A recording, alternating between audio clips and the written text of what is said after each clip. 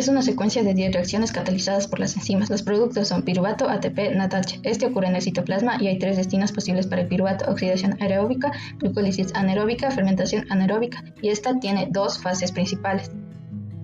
Esta se puede dividir en 2 fases principales: la fase en que se requiere energía y la fase en la que se libera energía. Paso 1. Un grupo fosfato se transfiere del ATP a la glucosa y la transforma en glucosa 6-fosfato. Paso 2. La glucosa 6-fosfato se convierte en un isómero, la fructosa 6-fosfato. Paso 3. Un grupo fosfato se transfiere del ATP a la fructosa 6-fosfato y se produce fructosa 1,6-bifosfato, y esta es catalizada por la enzima fosfofructosinasa. La fructosa 1,6-bifosfato se rompe por la enzima aldolasa, generando 2 azúcares de 3 carbonos, la dihidroxiacetona-fosfato y el gliceraldehído 3-fosfato.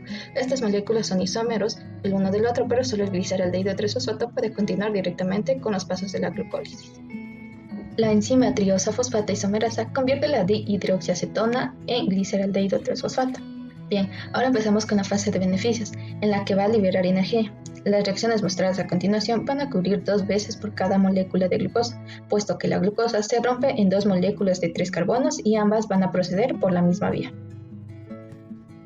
Paso 1. Ocurren 2 amireacciones que ocurren simultáneamente: la oxidación del gliceraldehído 3-fosfato, la reducción del NAD en NADH, la liberación de energía que luego se usa para fosforilar la molécula, lo que forma el 1,3-bifosfoglicerato.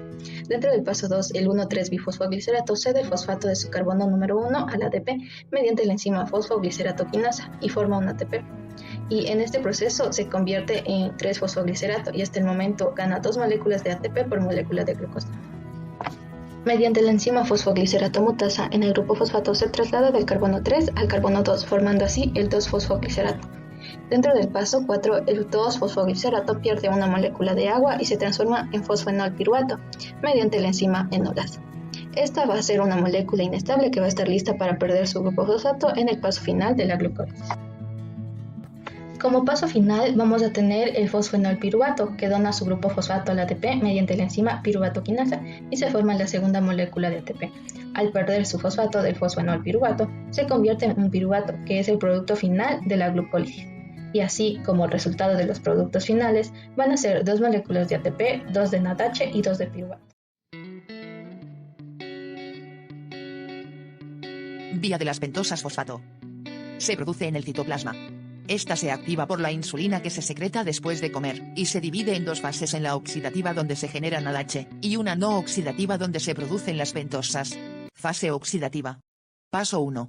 Comienza con la glucosa 6-fosfato, en la cual se oxida a través de la enzima glucosa 6-fosfato deshidrogenasa con ayuda de un NADP, y se libera un NADPH más un hidrógeno. Y su resultado es 6-fosfogluconolactona.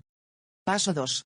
Aquí lo obtenido, que es 6-fosfogluconolactona, se hidrata con la ayuda de una molécula de agua, y a través de la enzima 6-fosfogluconolactonasa este va a poderse transformar y obtener 6-fosfogluconato. Paso 3. El resultado 6-fosfogluconato se reduce a través de la enzima 6-fosfogluconato deshidrogenasa, y con la ayuda de un NADP se genera un NADPH más hidrógeno y una molécula de dióxido de carbono, en la cual se obtiene ribulosa 5-fosfato. Empezamos con la segunda fase de la ruta de las pentosas, la fase no oxidativa. En esta fase esta es reversible, además se producen las pentosas que se necesitan para la síntesis de ácidos nucleicos y nucleótidos. Comienza a partir de 3 moléculas de ribosa 5-fosfato en las que terminan reaccionando en la glucólisis. Primera fase oxidativa se terminó con 3 moléculas de ribulosa 5-fosfato.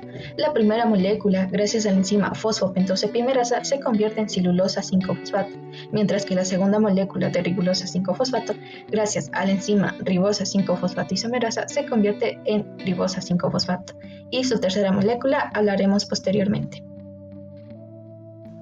La silulosa 5-fosfato se transforma en gliceraldehído 3-fosfato por la enzima transcetolasa, mientras que la ribosa 5-fosfato, gracias a la enzima transcetolasa, se transforma en pseudoheptulosa 7-fosfato. El gliceraldehído 3-fosfato se convierte en fructosa 6-fosfato por medio de la enzima transaldolasa, mientras que el pseudoheptulosa 7-fosfato se transforma en eritrosa 4-fosfato por la enzima transaldolasa. Como últimos pasos vamos a poner énfasis en la tercera molécula de ribulosa 5-fosfato de la fase oxidativa. Aquí, con ayuda de la enzima ribulosa 5-fosfato epimerasa, se convierte en silulosa 5-fosfato. La silulosa, por medio de la enzima transcetolasa, forma el gliceraldehído 3-fosfato. Como podemos ver, aquí la primera molécula de fructosa de 6-fosfato está lista. Bien, ahora la eritrosa 4-fosfato, gracias a la enzima transcetolasa, forma la segunda molécula de fructosa 6-fosfato. Y así finalmente el producto de esta va a ser 2 moléculas de fructosa 6-fosfato y gliceraldehído. Es un proceso catabólico en el que los ácidos grasos se degradan por una secuencia cíclica de 4 reacciones: oxidación, hidratación, oxidación, tiólisis. Para transportar los ácidos grasos a la matriz se precisa alguna molécula transportadora, ya que la coenzima A no puede pasar la membrana interior. Por ello, el ácido graso es transferido por un aminoácido llamado cartinina a través de la cartinina palmitoildesfosferasa 1, que a su vez libera la coenzima A al exterior. La lanzadera de la cartinina consta de 3 enzimas, una translocasa y 2 cartininas aciltransferasas.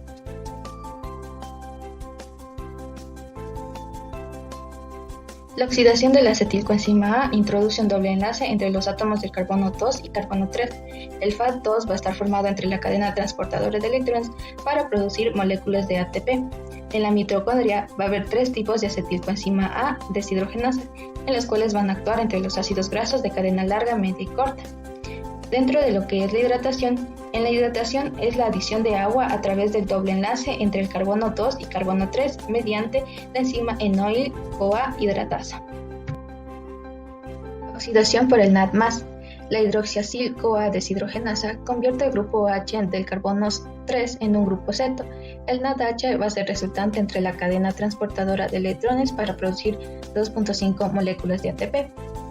Dentro de la decisión tiolítica por el CoA, la tiolasa va a romper la molécula para liberar acetilcoenzima A y el acil-CoA, que se corta entre 2 átomos de carbono. El acil-CoA va a estar acortado y va a estar listo para sufrir otra secuencia de beta-oxidación que se repite en los 4 pasos hasta el ácido graso que quede completamente oxidado a acetil-CoA. El último paso de la oxidación produce 2 átomos de acetil-CoA.